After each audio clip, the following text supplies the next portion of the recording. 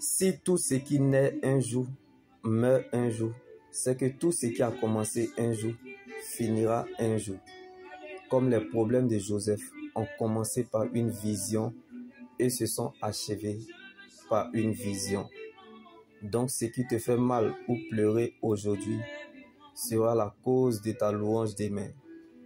Comme Joseph était en prison, mais la louange ne l'a pas oublié. L'abandon des hommes n'est pas l'oubli de Dieu, car la personne à la promesse n'est pas la même personne au stade de l'accomplissement. Donc, même si le temps présent ne témoigne pas de toi, sache qu'il y a une fin qui t'attend.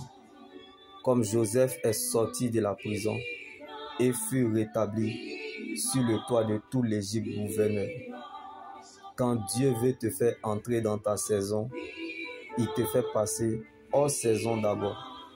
Donc il est parfois bien de perdre le contrôle de la situation pour que Dieu prenne le contrôle de la situation. Car l'ascenseur va vite, il est rapide, mais l'ascenseur n'arrive pas sur le toit. C'est pour cette raison que Dieu a utilisé les frères de Joseph en le faisant passer par l'escalier du déshonneur en Égypte afin que Joseph finisse gouverneur sur le toit de tout l'Égypte. La prophétie d'une personne est pour toi. Comme Joseph était en prison, mais la promesse de Dieu n'était pas prisonnier. La promesse de Dieu n'a pas d'âge, mais elle est un destinataire. Comme Joseph n'avait rien, mais ce qui dérangeait, c'était ses rêves. Donc, on peut te ralentir et t'affaiblir, mais la promesse de Dieu qui est en toi se chargera de te réveiller. Champion, championne, tu es la réponse de Dieu à toute une vie, car ta vie est liée à plusieurs destinées.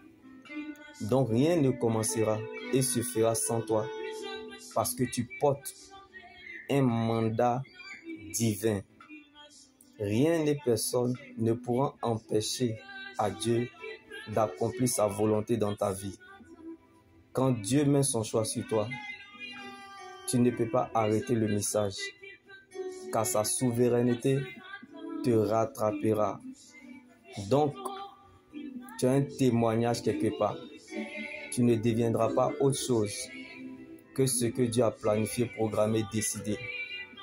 Car les hommes tracent, mais c'est Dieu qui écrit l'histoire. Donc, Dieu va faire encore. Laisse-moi te le choquer. Dieu va le faire encore. Car lorsque Dieu reproduit le même miracle dans la vie d'une personne, il exagère dans la bénédiction. Comme Joseph en prison en Égypte, parfois, nous n'avons aucune idée de l'endroit où la parole de Dieu nous mène. Mais nous la laissons faire. Probablement, elle connaît la route mieux que nous. Parfois, Dieu nous met à l'abri du danger en nous faisant passer par les périodes très difficiles, comme Joseph en prison en Égypte. Parce qu'il veut nous protéger, il veut nous cacher et préparer. Ce que tu veux avoir te conduira en enfer. Pourtant, Dieu ne veut pas te perdre. C'est pour cela qu'il te préfère d'être dans cette situation, afin de l'appartenir plus davantage. Alors n'abandonne pas et ne quitte pas le processus. Surtout, rappelle-toi que le seul but pour lequel Dieu nous a appelés ou envoyés sur la terre, c'est pour sa louange et son adoration. Alors adore le Seigneur comme jamais tu l'as fait auparavant. Loue-le comme si c'était ta dernière louange sur la terre. Comme Joseph en prison en Égypte. Un mort ne loue pas Dieu.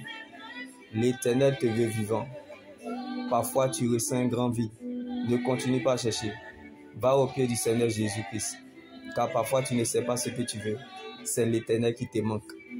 Que Dieu prenne la forme de ce qui vous manque. Si la joie vous manque, essayez l'évangélisation.